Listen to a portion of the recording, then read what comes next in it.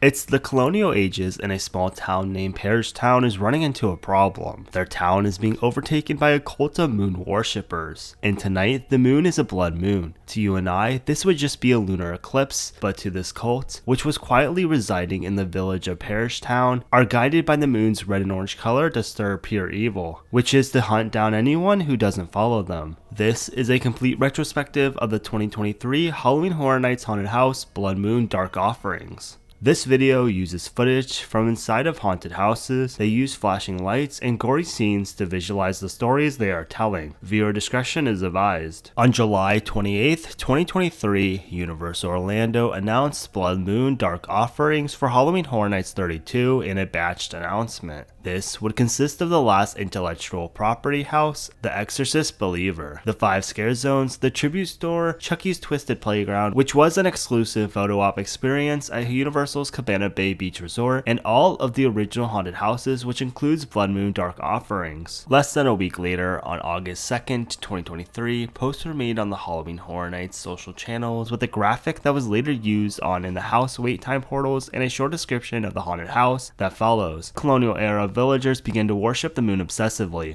When the blood moon rises, they rapidly hunt down any non-followers, including you. Try not to become part of their grisly offering. This wouldn't be the only mentioning of Blood Moon Dark Offerings by the Halloween Horror Nights creatives, as exactly a week later, an official podcast was released that explores the events that unfold in the colonial village featured in the haunted house. On August 11th, 2023, Universal Orlando uploaded an episode of the Discovery Universal podcast going over the lore of Blood Moon Dark Offerings. This would be portrayed in a third-person story based on the events that unfolded in Parrish Town on the night of the blood moon in the sky. The lore revolves around Elias, who, according to the podcast narrator, is very impressionable and is interested about the lives of the town cult that worships the moon. The story starts in the town center where Constance, a member of the cult, is shouting out how the past harvest achieved no grain, and the town should not be celebrating the town's starvation due to the poor harvest. Constance would repeat this act in the town square daily, and the non-moon worshippers would simply ignore, as they believed Constance and her group were crazy. Elias, on the other hand, would pay attention. This is because Constance's daughter Abigail was Elias's best friend. He would sit in the town center, giving a friendly smile to Abigail as she was quietly sitting near her mom's constant preaching about the harvest. One day, Constance was more intense than usual. This time, she was going off the village for having another poor harvest due to the harsh winter. At this point, many colonists in the town had moved back to England. Constance had a full breakdown, and Abigail and Elias sit her down to calm her.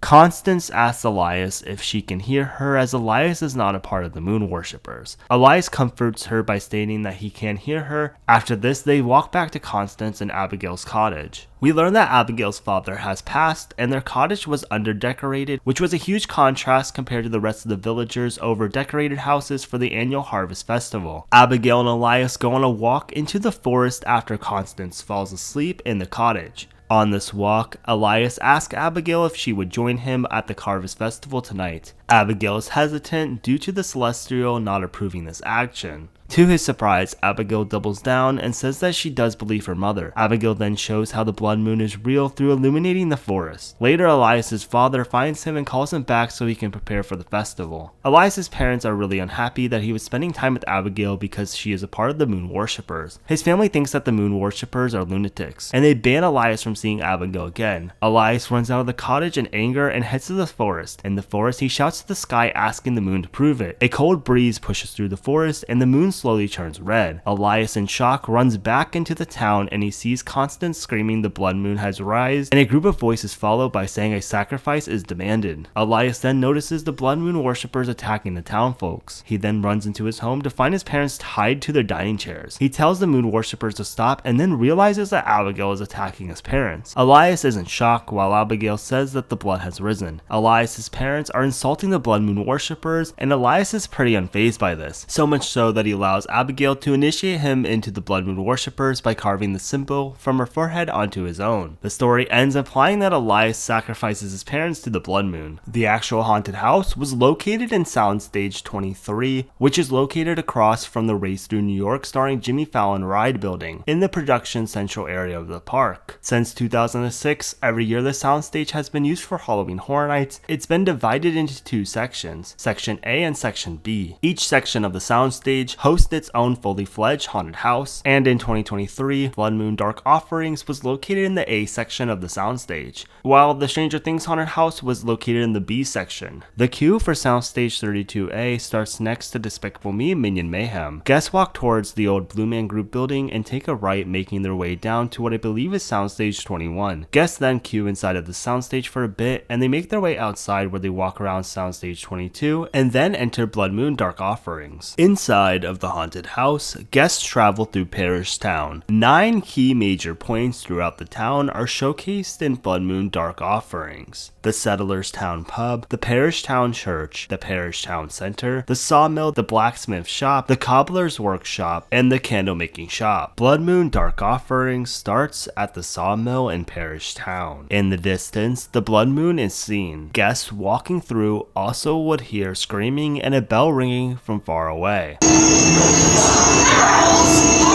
Inside of the Sawmill, Constance is standing above a group of static moon worshippers during a sacrifice. She is heard saying the blood moon has risen, followed by a group of moon worshippers shouting the sacrifice is demanded. Constance will also say the false-hearted must die, followed by the moon worshipper saying we must all die. The false-hearted must die! Must we all die? A moon worshipper pops out from the left, and another moon worshipper who pretends to be static jumps out at guests exiting the sawmill scene. This then takes them outside. On the right, a moon worshipper pops out from behind a curtain. After the scare, guests are guided into another home in Parrish Town. This time, to the left, a moon worshipper pops out. When exiting this home, a girl runs out claiming the moon worshippers have killed her mom and dad. Behind her, you can see her parents getting stabbed in a silhouette. In the next home, a villager is impaled to their bed by a pitchfork.